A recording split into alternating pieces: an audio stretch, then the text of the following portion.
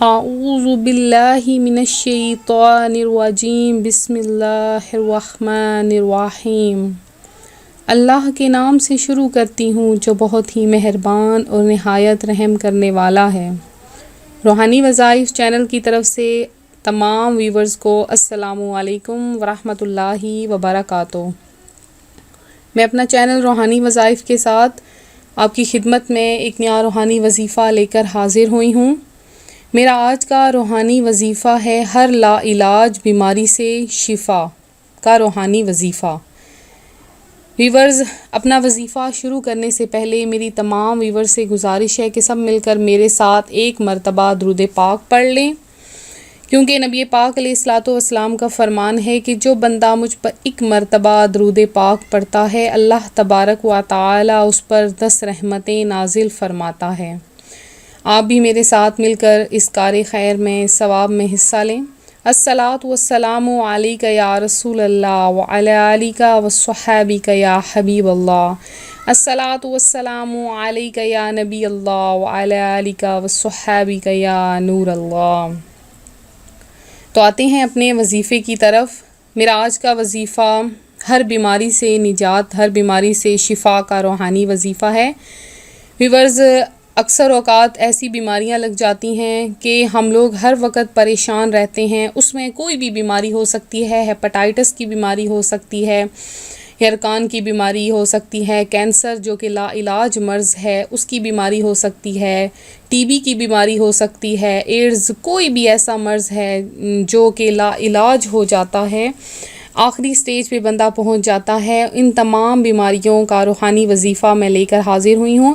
آپ یہ روحانی وظیفہ کریں، انشاءاللہ عز و جل آپ کو صحت یابی نصیب ہوگی اللہ تبارک و تعالی کے کرم سے۔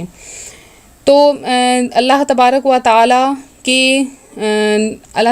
تعالی کے پہ کامل بھروسہ رکھتے ہوئے آپ یہ وظیفہ کریں تو انشاءاللہ بہت جلد آپ کو کامیابی نصیب ہوگی۔ آپ کے رشتہ دار ہوں یا آپ خود ہوں، کوئی بھی یہ روحانی وظیفہ کر سکتے ہیں۔ اپنے لیے کریں یا اپنے رشتہ داروں کے لیے آپ یہ وظیفہ کریں، انشاءاللہ بہت جلد کامیابی حاصل ہوگی، کیونکہ اللہ تبارک و تعالی نے قرآن پاک میں اب ہر بیماری کا حل رکھا ہوا ہے، اس کے علاوہ ہر مشکل کا حل رکھا ہوا ہے۔ ہم اگر قرآن پاک کو کھول کر دیکھیں تو ہمیں بے شمار نعمتیں حاصل ہوتی ہیں۔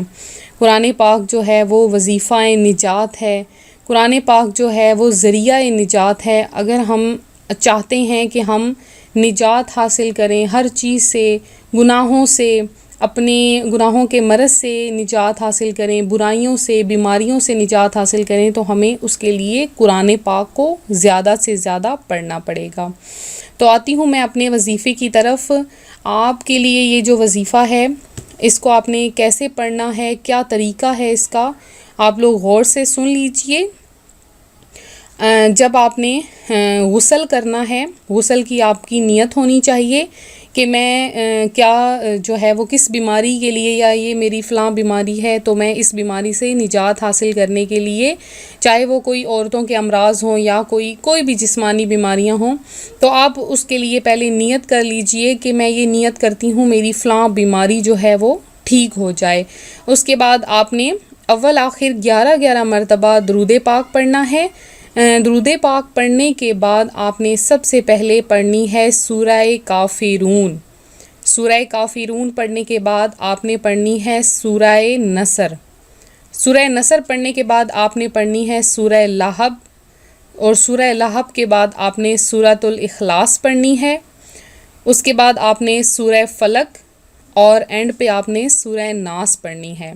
سورہ ناس پڑھنے کے بعد یہ 6 سورتیں آپ نے قرآن پاک کی پڑھنی ہیں۔ آخری 6 سورتیں پڑھنے کے بعد آپ نے اینڈ پہ پھر سے 11 مرتبہ درود پاک پڑھنا ہے، اور اس کے بعد اپنا بایاں پاؤں غسل خانے میں رکھ کے آپ نے غسل کرنا ہے۔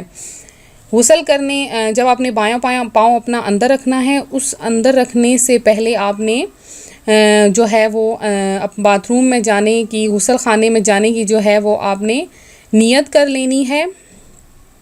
جو دعا ہے وہ آپ نے پڑھ لینی ہے۔ دعا یہ ہے اللہم انی اعوذ بک من الخبث والخبائث.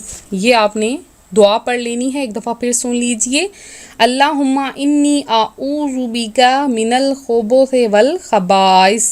یہ آپ نے دعا پڑھنی ہے اور بایاں پاؤں اندر رکھ کے اندر چلے جانا ہے. اس کے بعد آپ نے غسل کرنا ہے. غسل کرنے کے بعد جب آپ باہر آئیں تو آپ نے دوبارہ سے جو ہے وہ یہ 6 صورتیں اول آخر 11 مرتبہ درود پاک پڑھنے کے بعد آپ نے یہ دوبارہ سے 6 صورتیں پڑھنی ہیں.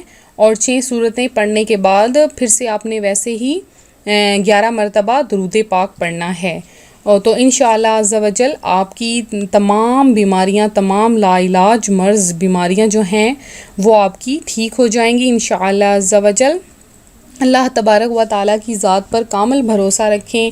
اللہ تبارک و تعالیٰ جب بیماری دیتا ہے تو ساتھ میں صحت بھی دیتا ہے، اور جب بیماری دیتا ہے تو ہمیں چاہیے کہ اس ذات بابرکات کی دی ہوئی ہر چیز پر صبر کریں. وہ آزمائش میں انسانوں کو ڈالتا ہے، تو ہمیں اللہ کی ہر چیز پر جو آزمائش میں وہ ڈالتا ہے اس پر صبر کرنا چاہیے، اور اسی صبر کا ہی ہمیں ثواب حاصل ہوتا ہے. تو میں امید کرتی ہوں میرا آج کا روحانی وظیفہ آپ کو پسند آیا ہوگا. اسی طرح سے مزید روحانی وظائف حاصل کرنے کے لیے ہمارا چینل روحانی وظائف ضرور جوائن کریں. اور جو بھی آپ کو کسی قسم کا سوال پوچھنا ہو، یا آپ نے جو ہے وہ کوئی بھی آپ کا کوئی مسئلہ ہو، آپ ہمیں کمنٹس میں میسج کر سکتے ہیں. ہم انشاءاللہ آپ کی ہر بات پر پورا اتریں گے.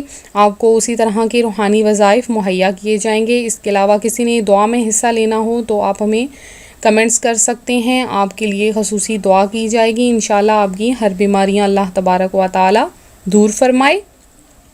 ہمیں بھی دعاؤں میں یاد رکھیے گا. ملتے ہیں اگلے وظیفے کے ساتھ. دعاؤں میں یاد رکھیے گا. اپنا خیال رکھیے گا. اللہ حافظ.